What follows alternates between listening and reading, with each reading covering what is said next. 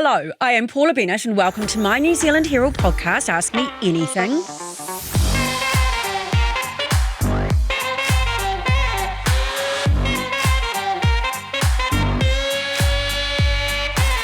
One thing I've learnt in life is it's never too late to learn something new. So on this podcast, I talk to people from all walks of life to hear about how they got to where they are and get some advice and guidance on some of life's biggest questions. Today, I am talking to one of our most loved media personalities. I described her earlier as delightful, someone who I don't think I've ever seen with that big beaming smile on her face. She's one of the breakfast hosts on radio station Coast, a podcast host, former host of 7 Sharp, and as if she wasn't busy enough, she's now launched a new business, Confident Communication. You all know it's Toni Street. Welcome. Hello, thanks for having me on. Thanks for coming. It's good to see you. It's nice to be here. Good. I've actually just been hosting, I hosted last night actually, always hosting or emceeing something. Good. That's how we roll, isn't it? It is. You always find time for things, don't you? Yeah. Somehow. So let's talk about that, because you're so busy. Well, does it feel like you're busy, or do you get that kind of balance with family and work and all the different jobs? I actually don't believe in balance. I believe in integration. So I think if everything integrates and works, it's good.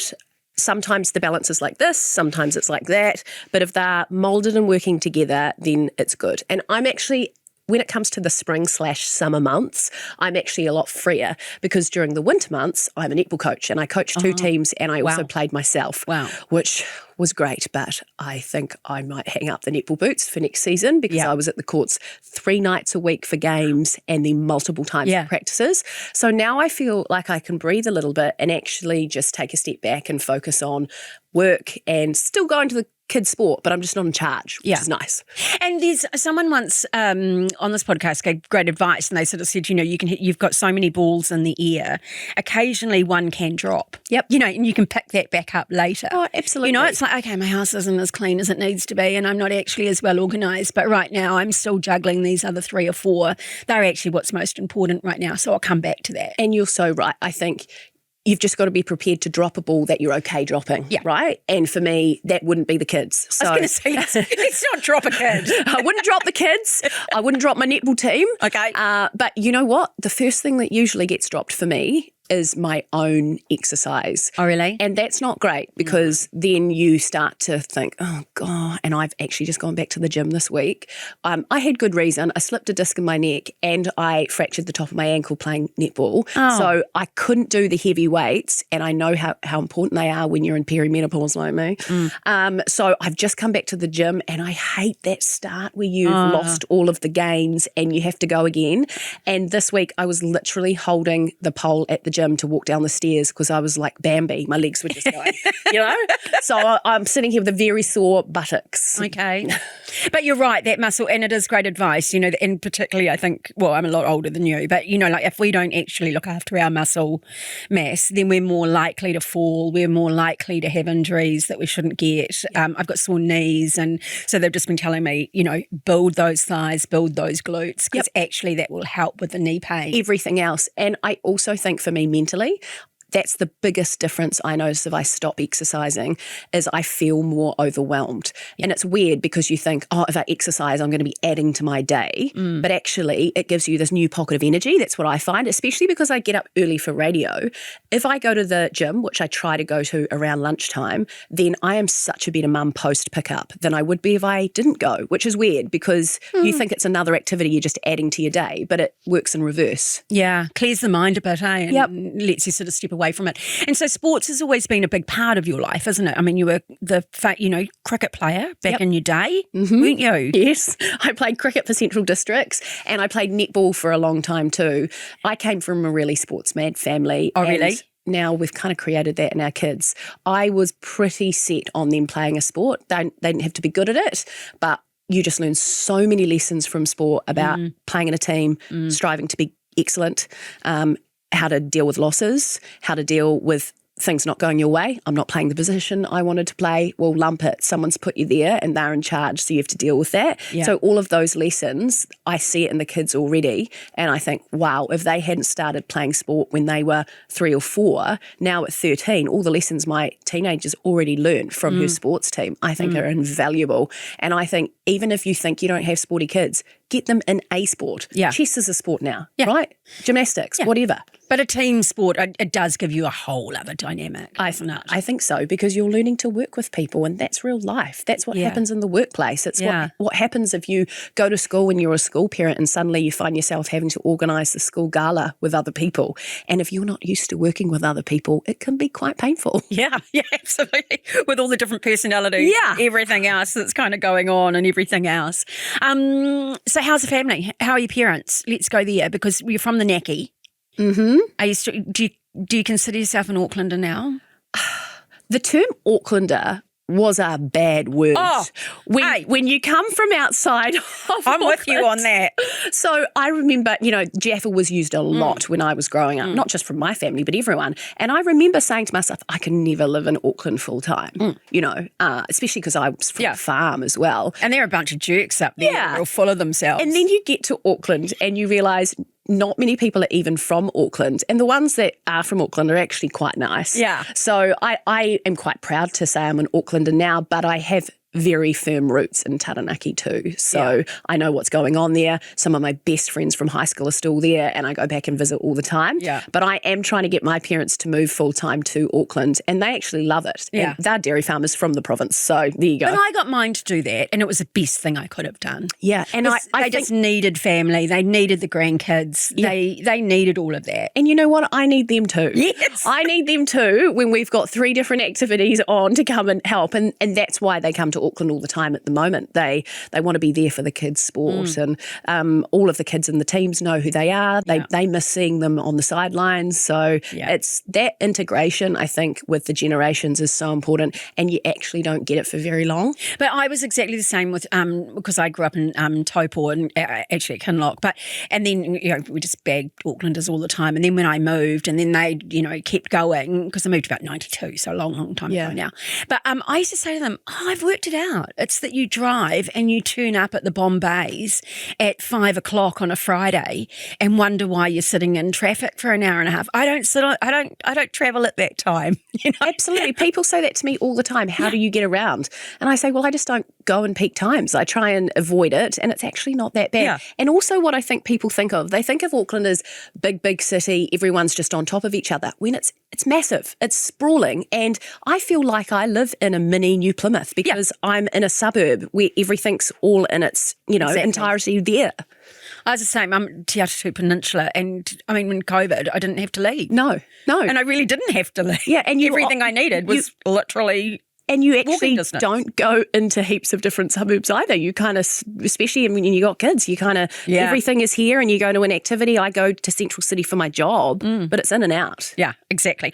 Okay, talk to me about being diagnosed with Churg-Strauss syndrome. Have I said it right? Yeah, you have. Good. It's now called EGPA. EGPA? Yeah, they've changed the name of it. You look fantastic. Are you feeling good?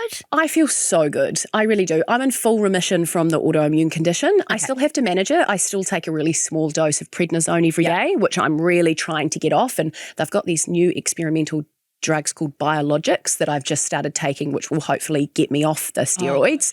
I am actually going in for surgery in a couple of weeks to get nasal polyps removed. And I've got a little benign, non-cancerous bone tumour just that is potentially could cause me issues with my optic nerve.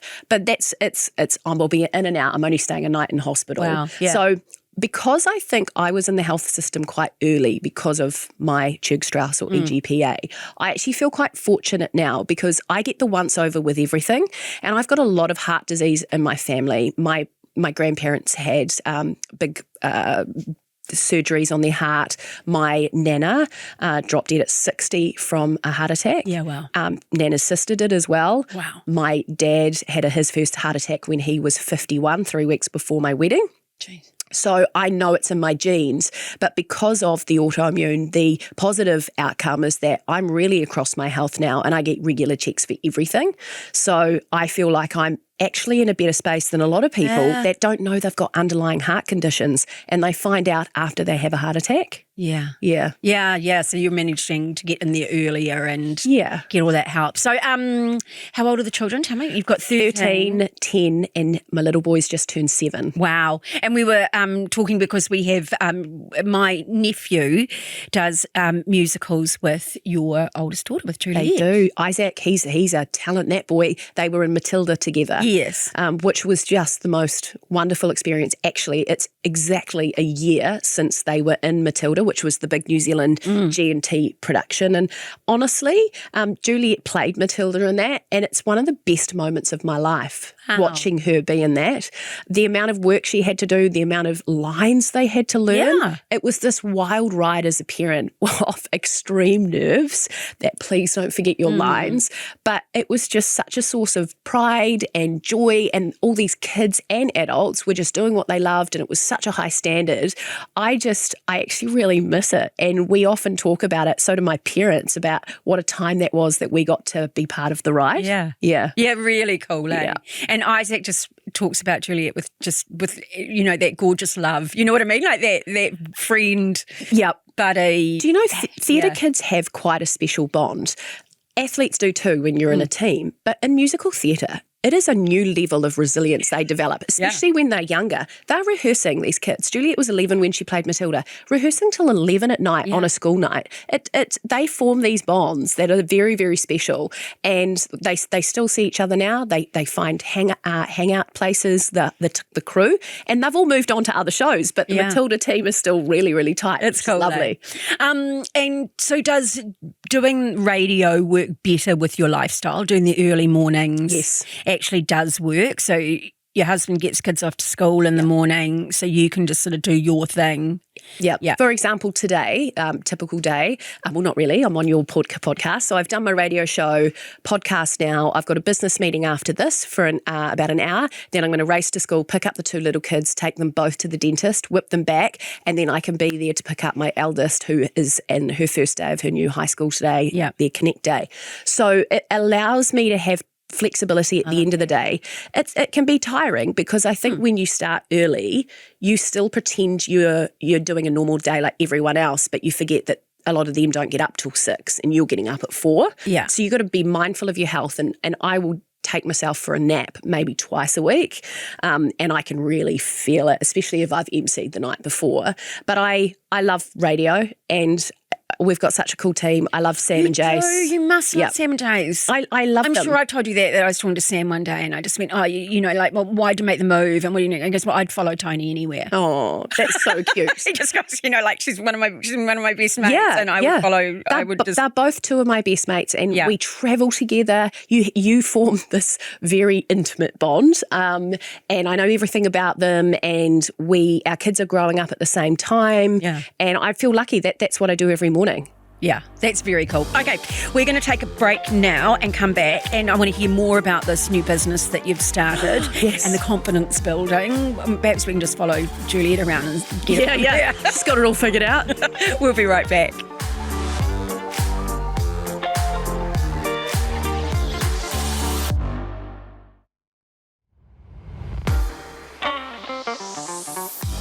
Okay, welcome back everyone to Ask Me Anything, and I've got Toni Street with me, of course. Okay, so let's chat about this new business of yours, Confident Communication. Talk me through what it is and how it came about. Okay, so I've been thinking about it for quite a few years. First of all, I'll go back to university. I studied commerce and majoring in marketing. So that was my background. And then I went and did a postgrad in journalism and went the journalism way, which I've loved. But I've always been really into business, and particularly the marketing side, which I think goes hand in hand with a lot of what we do in media and publicity. And then about 2 or 3 years ago, I started thinking, you know what? I'm here with my kids, and I'm helping them with their school speeches, and I'm helping them when they audition for things like theatre, or if they have to say a speech for their sports team.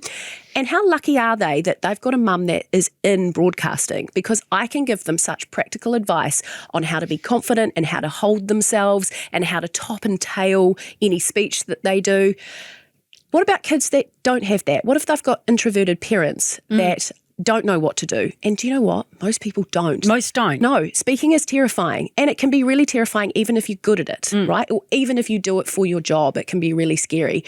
And so initially I thought, how can I help other kids get the same level of help that my kids are getting from me? And so I had this thought of doing some form of course for the kids. And then I went and met with Ia Lou. Do you know Ia Lou? No. She is, she's a girl boss in New Zealand. Yeah. She runs Boss Babe. She's got Make It Happen. She runs the Girls in Big Business Big Conference in New Zealand every year, which has 850 people. Lorna Jane was the guest speaker this year. And I actually just asked her for lunch because despite doing a degree, it was a very long time ago, I don't know anything about business. So I met with her and I said, look, this is kind of what I'm thinking. And she talked me through the practicalities of it. She had a course on how to set up an online business. So I did the course and I felt so motivated by it that I have just rolled with it. And I decided to start with an adult course because I thought that's the best place to start because the adults can help the children and the adults can help themselves. And I have full intent of rolling out the kids program next year. So that's where I started. So would I go online, find you, make an appointment, and then we might do that face to face, or we might just do it online? How will you do it? Because I'm such a busy woman, as you know, I can't be meeting everyone one-on-one. So that is why I have recorded an entire course. So it's got 29 lessons, and every lesson is 2 to 10 minutes. I did that on purpose so that you could sit here in a break and watch a lesson for 3 minutes, and that lesson might be on confidence. It might be on what to wear when you go to speak. It could be how to speak more confidently on social media. I talk to a lot of women that have got businesses that are terrified to advertise on social media. And I'm like, it is free marketing for you. You need to get on there. But what are you doing? They need a pep talk and they need the practicalities and they need to know that when they pick up their phone to record, you can't start with a deadpan face because everyone goes, oh, they look miserable. You know, so all those little tips and tricks that I've learned for 20 years, and people assume that we've had lots of training. And yes, I had 1 year training in journalism, but most of it I've learned on the job from experience, from emceeing. And mistakes. And from doing. And I think with confidence and with communicating, every time you do it, you get better. And you can't get better unless you actually say yes to things. But to say yes, you want to have some tools in your toolkit first, right? Okay. So what's the biggest don't do? Do you think? I think probably the biggest thing for me would be people that aren't authentic in themselves. So I don't like it when someone gets up to say a speech and they've pre-written it and they pick up their sheet and they read it word for word. Because most people will not come across genuine. You do not have the same, I don't care what anyone says, you don't have the same connection if you're reading from a script as you will if you just speak and you have bullet points to read to. Now, I know why people do it, because they think, I don't want to get up there, freak out and forget what I am going to say. But if you've got detailed bullet points, you can always refer back to them and you will always connect better.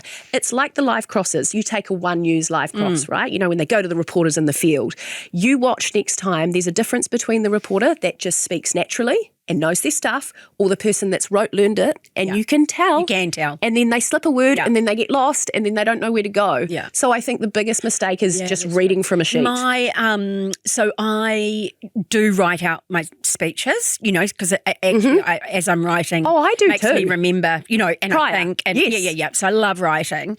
And then I always take it up with me because it just gives me confidence. So do I. So I never read from it. And as you say, I've written out my bullet points. And then sometimes with people, because, you know, and I'll go, okay, we're skipping over because I've done those. Yes. You know, then people love it, right? But you know what? By doing that, you're still connecting because you're showing you're human and you're speaking like a normal person. You're not robotic and sticking exactly to the script. You can still have it there as a reference, but it's just having that confidence to speak normally. Otherwise, people glaze over.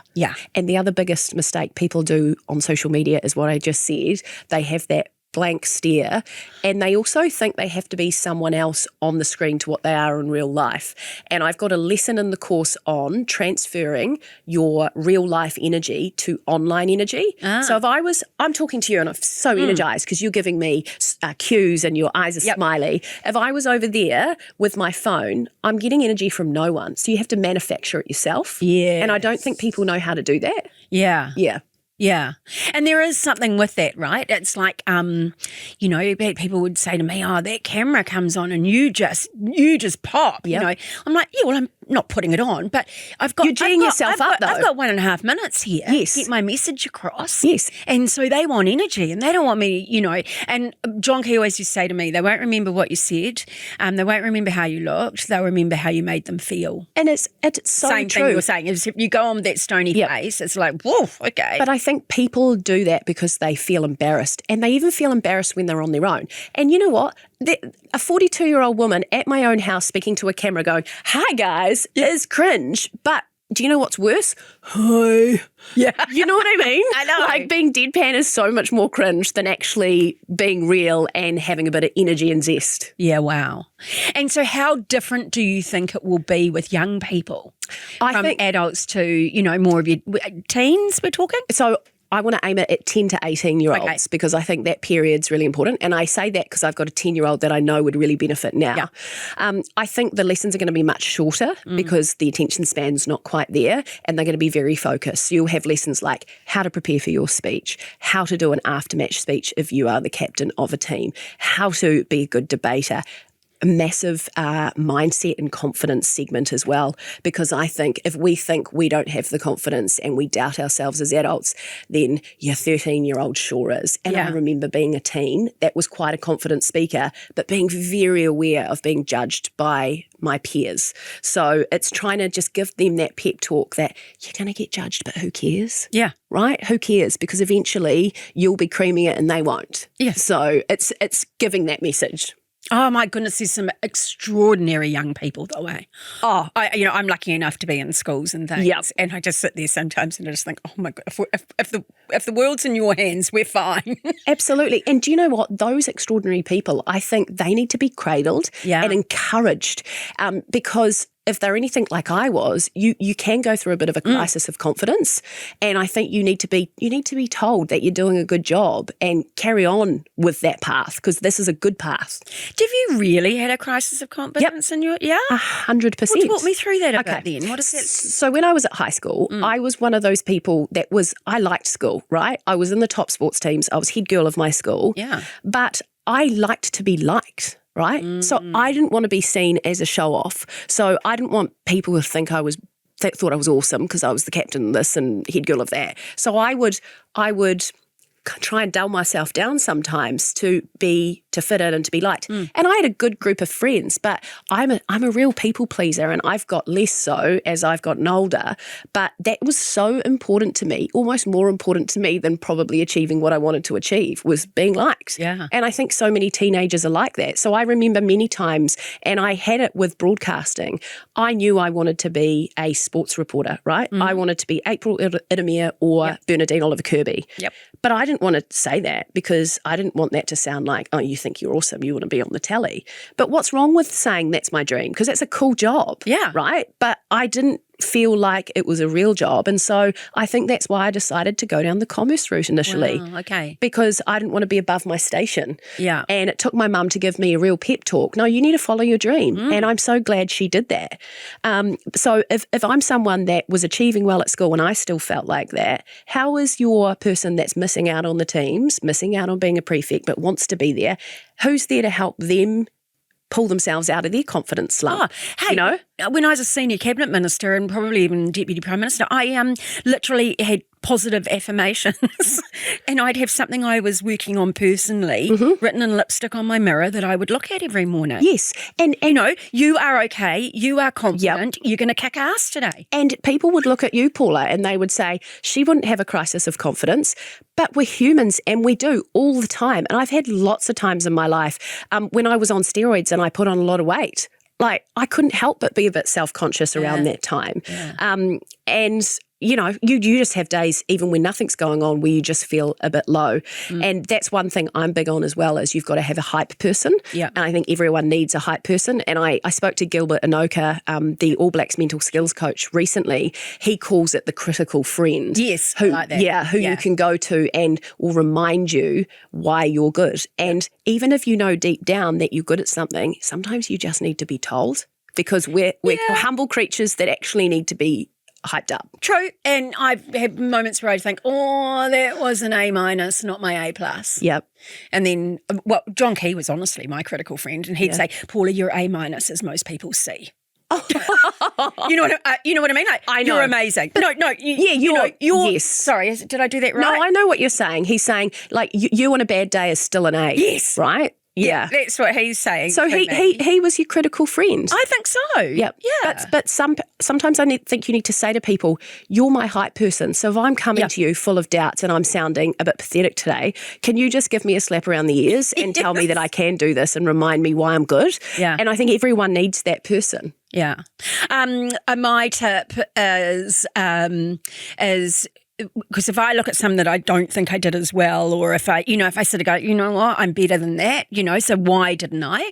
And 9 times out of 10, not as well prepared, but more than that, I didn't understand the audience. So, I can remember one in particular, and the briefing I'd got was that, 20, 25 people in a room. I was just like, got it. Walked in, it was 300. Ooh. They were mainly union members. They were not national supporters. And I remember walking in and going, oh, what you've got in your head ain't going to work here. And I think that's the ability, though, and this comes back to what we said at the beginning. If you've written a really pre-prepared speech and you're just going with that, you've got no ability to adjust to that audience.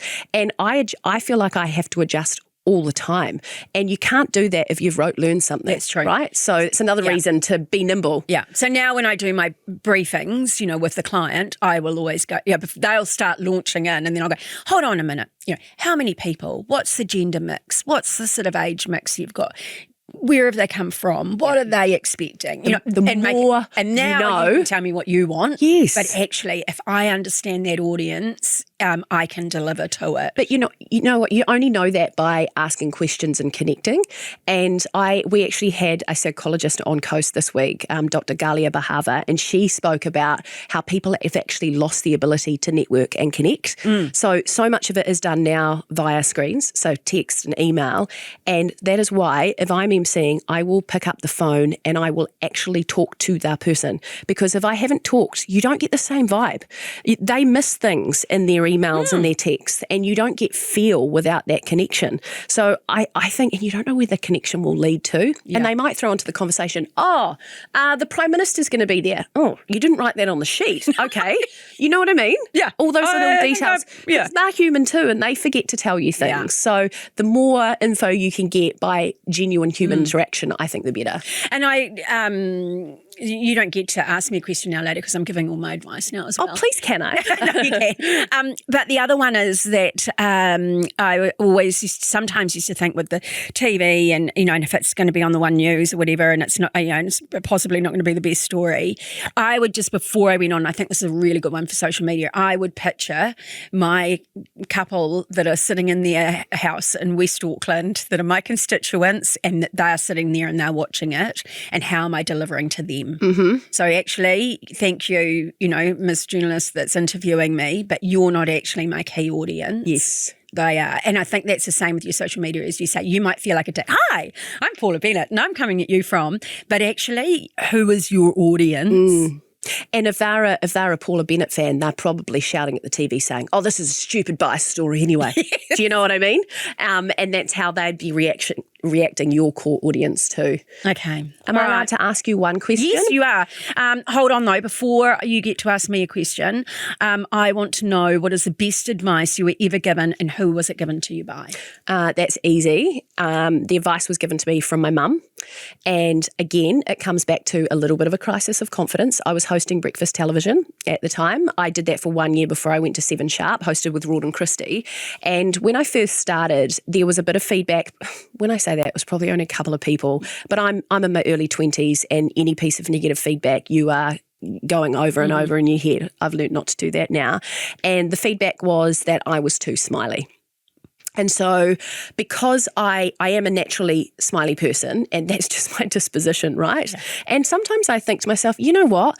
I've come from a background where I've lost 3 siblings. If I'm too smiley, you can just suck it up. Yeah. And that's how I should have been at the time. I think that now.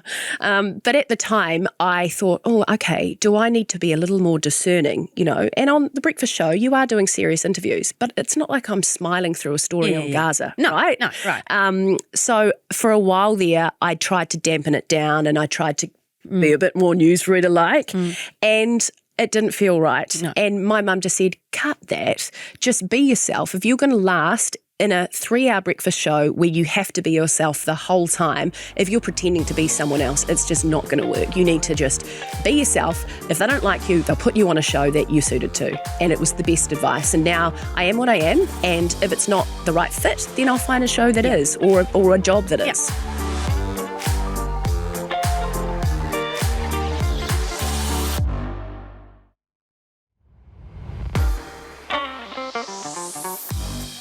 Okay, here you go then, Toni. It's called Ask Me Anything. I've been really wanting to ask you a question. I'm a journo. Of course I want to ask you a question.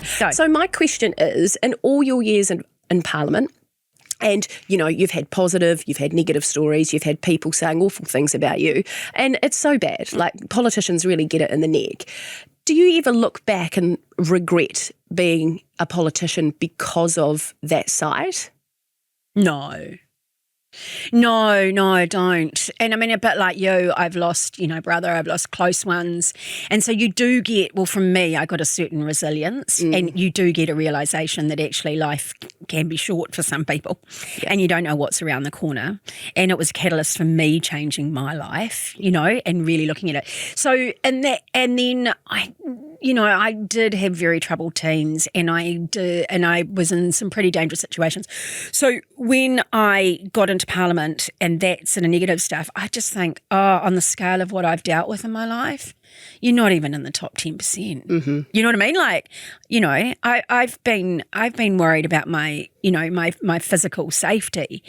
I've been in some pretty horrendous situations and I got myself through them and out of them. I felt scared, I felt unsafe, so in that context, this is a kick-ass job that I love, but actually it's a bit like you were saying with your breakfast, it's not the end of the world if I make a mistake, and it's not the end. And unlike you, which people doubt this about me, but I don't necessarily need to be liked. I think I've got better at not being liked, but I think that's an inherent John Key personality trait, right? No, John Key wants to be liked. I don't particularly like it about me that I feel that way because I'm like, why do you care that person on social media doesn't like you? And I can't even explain why. It's really hard. Yeah. And I know that this might be a coping mechanism, but when I do, and I still get them, let's be fair, when I get the mean criticisms, I just think, God, I bet you've got a shitty life. Yeah, miserable troll. Yeah. Yeah. And I bet you're just in a really horrible, sad place. Mm-hmm. And if you need to lash out at me to make your day a bit better, well, so be that's it. on you. And you know how I talked about having that hype person or that critical friend? My husband actually is very good at that. He will say to me, and I actually need him to say that to me, why do you care about that miserable person? Yeah. That's one person. And actually I don't know if you saw this, but Guy Sebastian has a lovely quote or video going around on Instagram at the moment. And he got asked how he dealt with negative people. And he got a lot of criticism in the early years when he was on New Zealand Idol for his weight. And he said he replied to a troll once in a public post. And he had quite a number of his fans saying, why are you replying to that person? I have loved you for the last 5 years and you've never once replied to me.